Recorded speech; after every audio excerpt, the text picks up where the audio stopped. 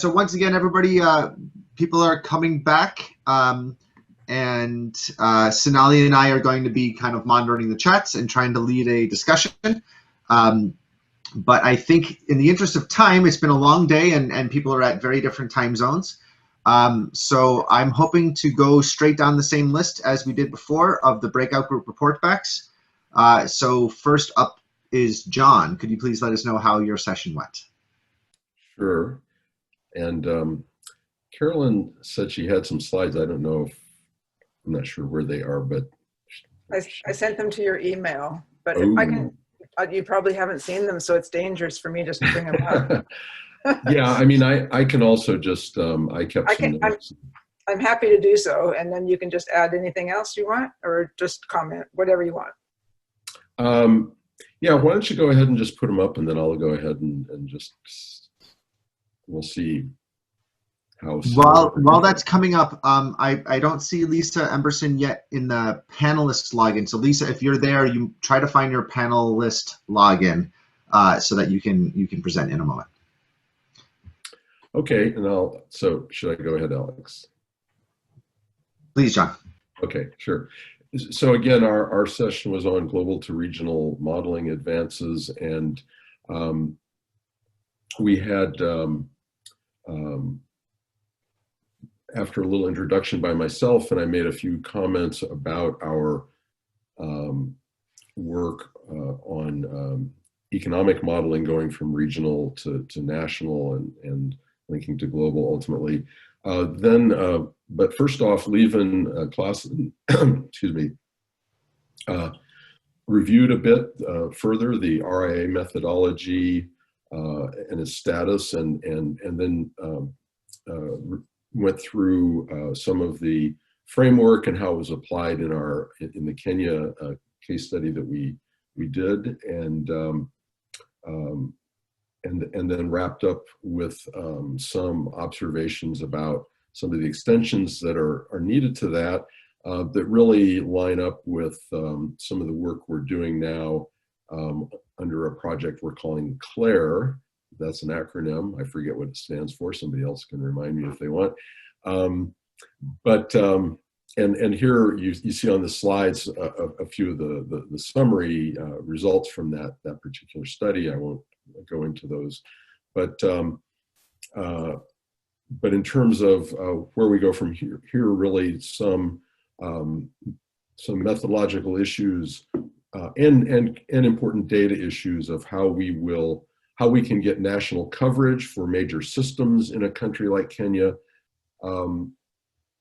and how we can then link that to a national model, and some fairly daunting methodological questions about how we in a sense jointly solve for an equilibrium between the individual farms we're simulating at the farm level and within these regions, and the markets at the national and ultimately even linked to global.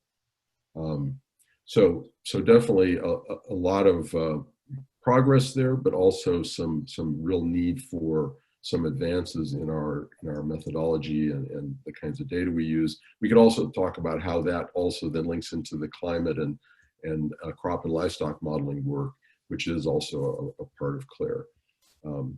So Herman Lotzkampen from PIC then talked about the global economic modeling, and I thought, gave us a nice overview of some of the origins of the global economics team, the global models that are involved, and then really talked about a number of examples of work they've done, which shows the value, the power of having this ensemble of models, so they could make systematic intercomparisons, and then concluded with a list of I think it was about 6 or so ongoing sort of current projects that continue to look at the some of the questions about model improvements, and highlighting where it was really interesting. One of the examples he gave was highlighting where in some cases, the models are producing quite different results, and in other indicators, quite similar results. So again, just highlighting the value of the intercomparisons. He concluded with an important point, sort of going back to the previous point about the RIA work that Levin talked about, which is that we have not really made a lot of progress, however, in how we're going to pass data between sort of national to global modeling exercises, or sorry, regional to national, and then link that with the global. We did that in a fairly simplistic way so far in our RIA analysis, taking data primarily from the IFRI impact model as drivers to the subnational regional analyses, but we need to get back to that and fill in that gap. Christoph Mueller, also from PIC, also nicely summarized and reminded us where the GGCMI came from, its genesis, and then talked about some of the work that's been done that Carolyn nicely summarized here for us.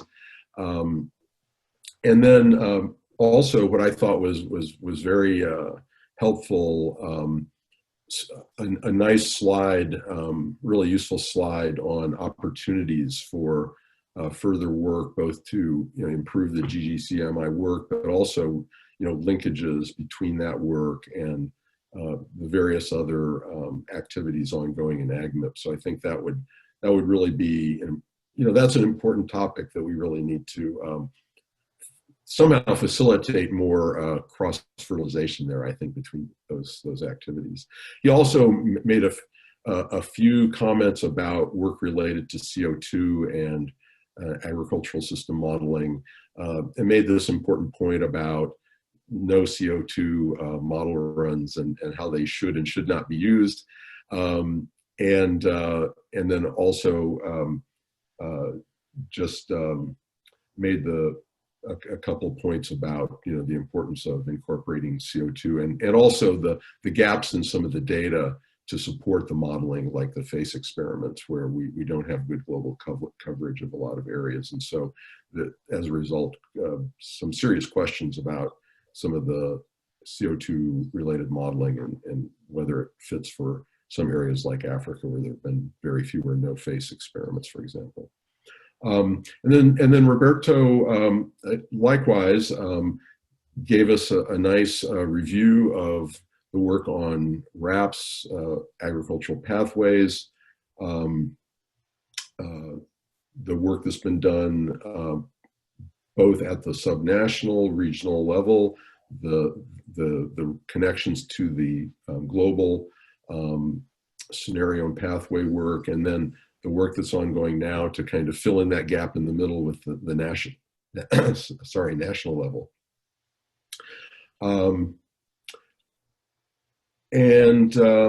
Yeah, gave us a couple good examples. For example, the Zimbabwe example, but then also talked about the way forward in terms of linking the RAPS with the ongoing work that I mentioned earlier to develop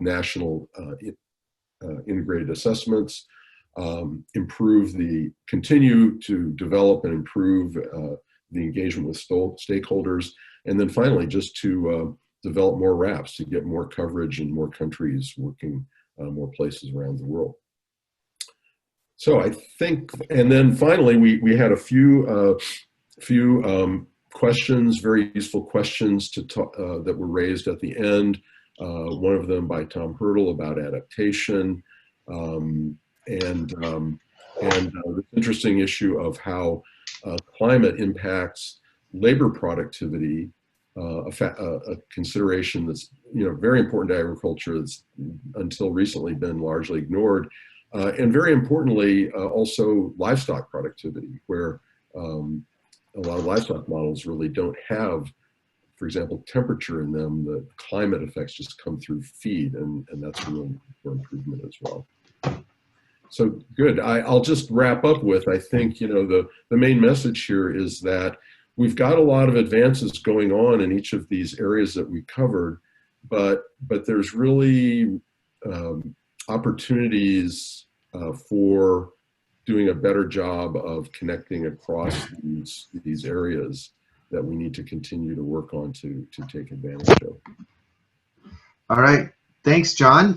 Really good overview of all that was covered there. And yeah, that heat stress is, to me, also an example of a further elaboration of the issue. It's not just high temperatures, it's heat and humidity acts differently than dry heat, for example, and we're seeing that in many different ways. And this is the second level kind of analysis that we need to get to. Thank you to all who participated in that section. Let's turn now to Sentold to talk about the crop systems.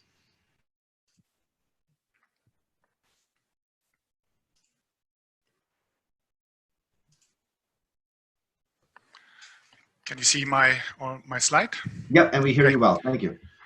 So we had a session on advances in crop systems modeling. We had 6 speakers, which are all listed in here. I don't want to go much in detail, but I want to say that several of them dealt with crop modeling issues, but we also had the chance to listen to issues which are very important in relation to diet, which the models don't deal with.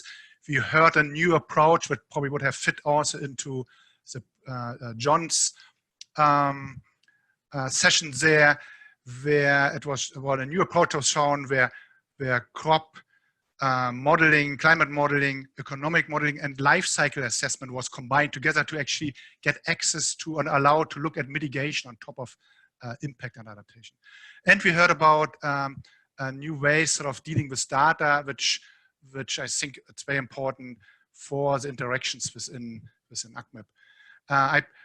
In the summary, I have one slide, which I quickly want to go through there. We've seen a lot of progress in relation to modeling for the major crops, at least on CO2, heat impact, and not just the higher temperature, actually also the heat stress and heat shocks, where some of the groups are looking at yield. There is some progress now also and looking at some aspects of quality in terms of simulating protein. There's a lot of emphasis on fully understanding of how we model ET. All these things are really progressed, and with a lot of good field data. I think that's very important. The interactions which have been built over the last 10 years in AgMIP between the modelers and the people actually working on the ground, taking the measurements. That's so important and really allowed to push many of these aspects, at least for the main crops, to estimate impacts, adaptation, as I said, for wheat, maize, rice, and potatoes. We also see now great activity with some new crops into soybean. There's an entire team working now on soybean, and we have seen some attempts to also simulate vegetables and fruits with a multi-model approach. The sort of presentation, which I think was also very relevant to John Antle's session, I think, dealt with integration of climate, crop, economic. In economic, it was about farm and global economic modeling, and life cycle assessment, the LCA modeling, together at different stages with the stakeholders. But this really enabled sort of an approach which really enabled to look at impacts, adaptation, and mitigation going through the entire supply chain. We heard about the low input systems, which are very important in parts of the world, particularly in Africa. We need to be able to simulate the nitrogen supply and nitrogen leaching, particular in relation to climate change, to understand what's going on.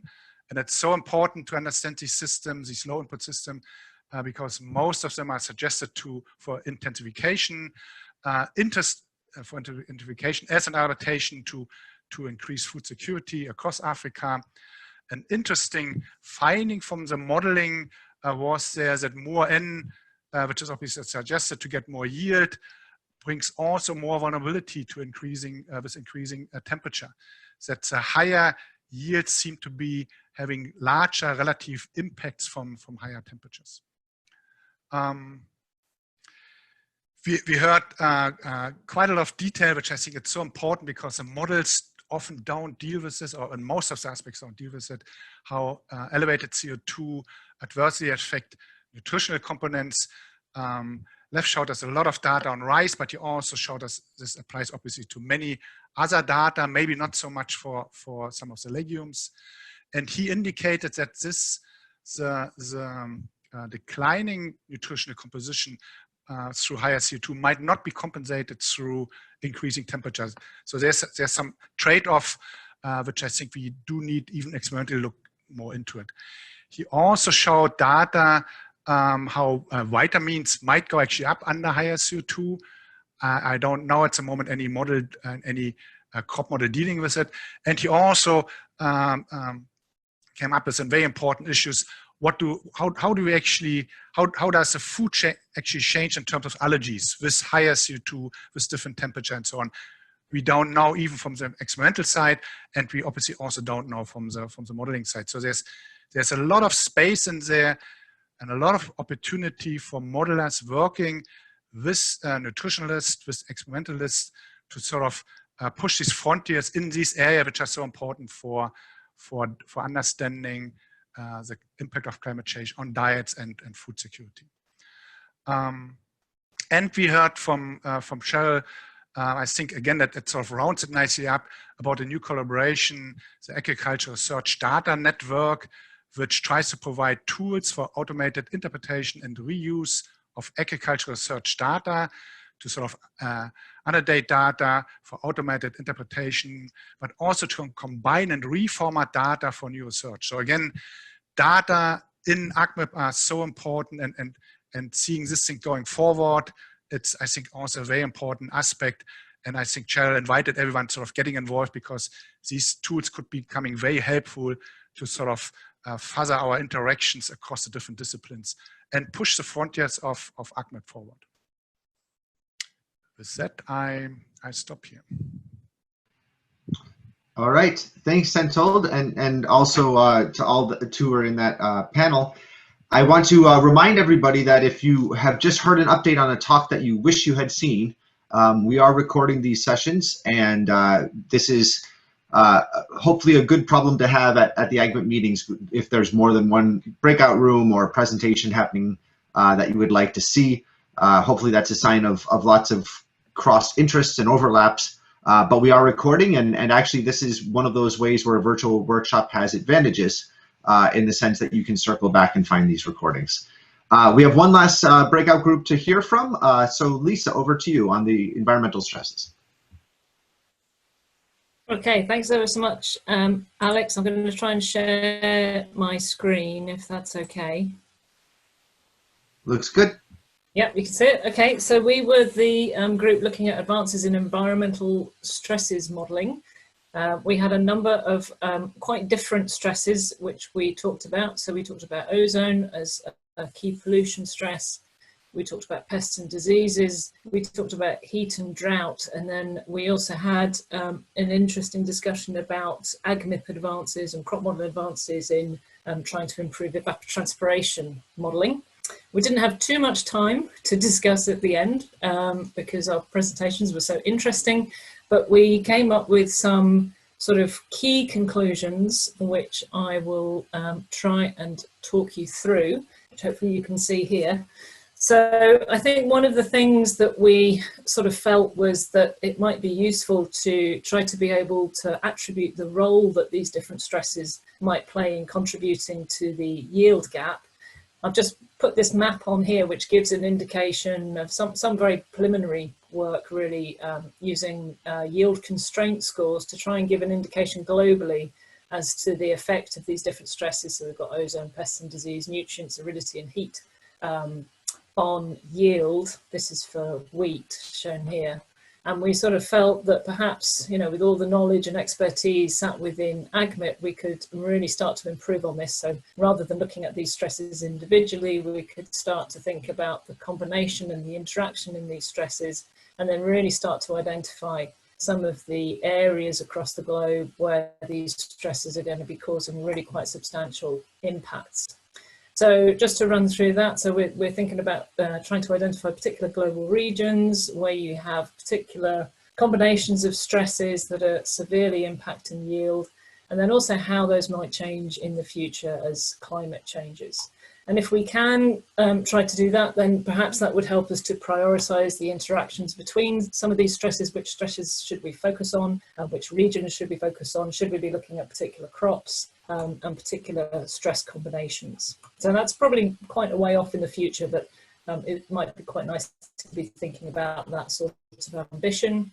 This point down here is sort of really, I think, trying to say the same thing, but also making the point that we considered a few stresses and they were quite varied, but there are many other stresses that are impacting on plants, and we need to be thinking about the climatic and the biotic factors, as well as regions. We also need to be thinking probably about different farming systems and how these stresses might play out there, and that could help to inform a research agenda to allow us to look at the extremes, which we heard a lot about and which are probably really sort of crucial in determining future yields, and then also the interactions between long-term pressures and some of these short-term shocks.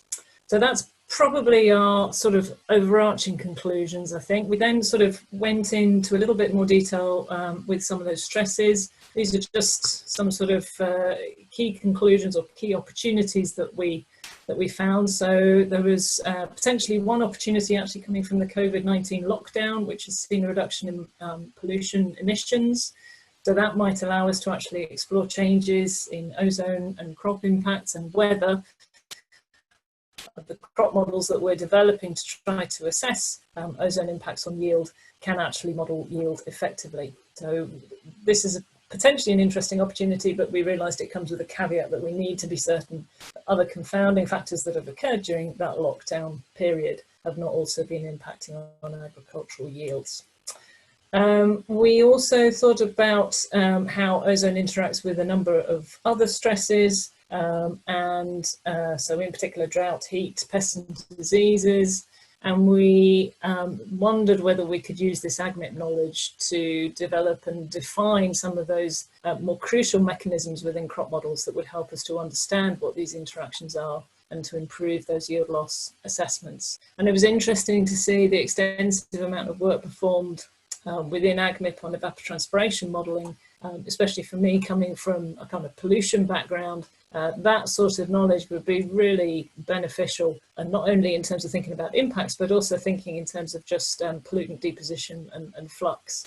So there might be win-wins that we could achieve by combining knowledge across different disciplines, so crop modelling and pollution modelling disciplines.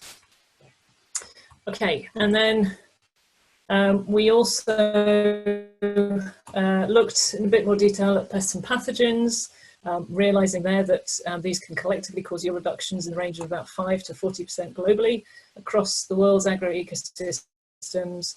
And where we have crop model simulations that do not account for those crop pathogens and pests, then we're very likely to see overestimates, and in some cases they might be very large overestimates.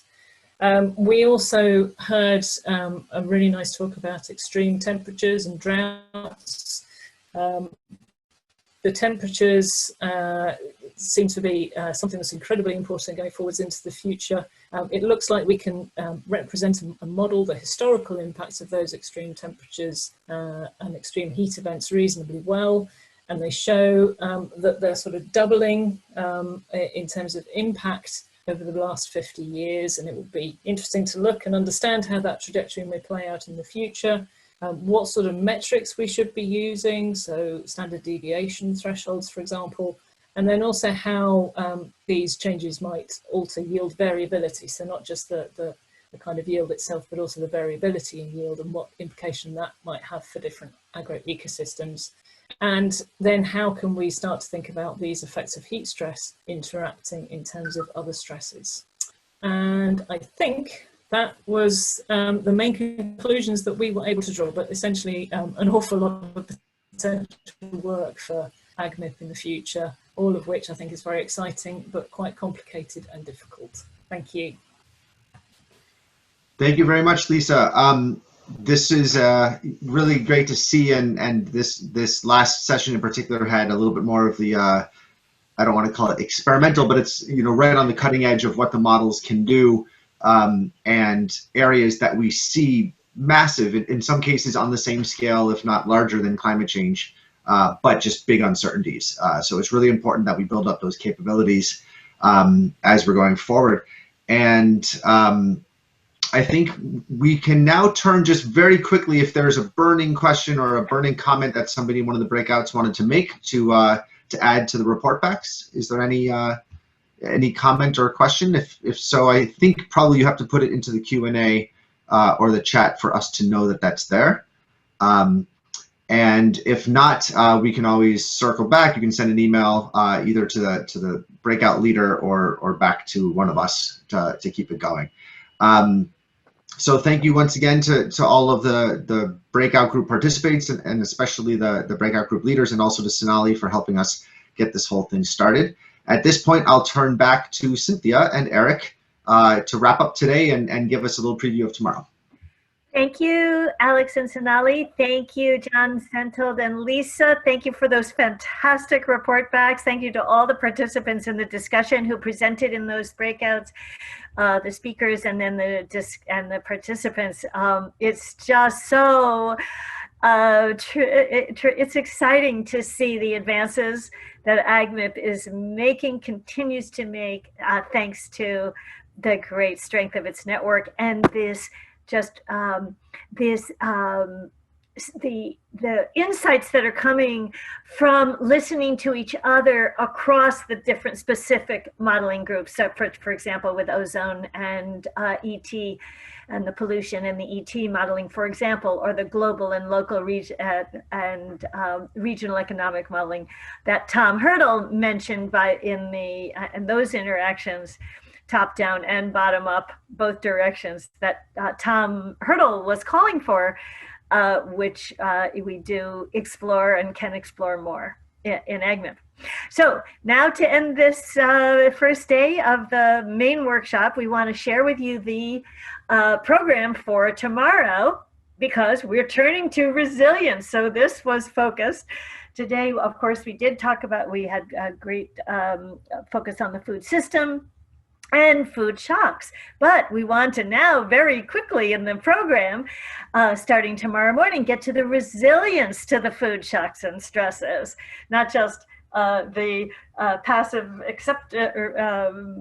experience of the shocks and understanding of what they are, the shocks and stresses, but then the resilience of the systems to those shocks. So we have first a wonderful keynote by Mark Howden from Australia. He is going to be getting up, I think, very late or very early in his morning or in the middle of the night to give it in person. That's the latest that we've heard. He's a world expert in resilience. Then we we're having breakouts again. AgMIP workshops are always interactions. And we're having 3 shocks and resilience breakouts, looking at these questions of how are they currently modeled, how are the shocks and interventions currently modeled, what novel approaches to improve modeling for resilience decisions, and what data are most critical for advancement. Those are the overarching questions. Here are the 3 sessions: farming systems, led by Roberto Valdivia and Heidi Weber. The next one is value chains and markets. Sabine Hoban-Kitui and David Laborde from ICRISAT and IFPRI are going to look at the value chain, markets, and trade. And by the way, that was again coming from the morning. This area is one of the least well modeled and studied and analyzed. So that will be sure to be a very interesting and important one. And then bringing forward a major theme is the diets, food security, and nutrition. How do we continue to integrate across the agriculture and food part with the nutrition and diets and food security? And Pauline Schielbeck from the London School of Health and Tropical Medicine and Marco Springman from University of Oxford will be leading that breakout session. So that's the morning, starting at 9 o'clock. Is that correct? if we just go back up. So that should be 9 to 11:30. 9 to 11:30. 9 to 11:30, that's great. And then also tomorrow afternoon, we have the Columbia Climate School session, really introducing the food theme of the climate school, with many wonderful colleagues from Columbia. Ruth DeFries will be opening that. Alex Halliday mentioned her, that she presented to the trustees about the importance of food security in the climate school. Mario Herrera will be giving the keynote there, again from Australia. That one may be recorded, but do come in anyway. We'll also look at local linkages with Jennifer Wu Baidal, who is at the Columbia Medical School, the doctor at the medical school. A wonderful panel on roadmap checks. And then we're going to have breakouts again, nuts and bolts breakouts. How do we get there in terms of reimagining the food system, with 3 topics, or 4 actually, I think. Agriculture, water, and land. The second one is shock, stresses, and building resilience. The third is nutrition and health equity. And the fourth is enablers of transformation. These things have to do with the perception, behavior, the real things of how to get people to actually change. So it's going to be an exciting day. Thanks for being at AgMIP8 today, and we look forward to seeing you, or having you join, and welcoming you tomorrow to the virtual web shop of AgMIP8. Thanks a lot.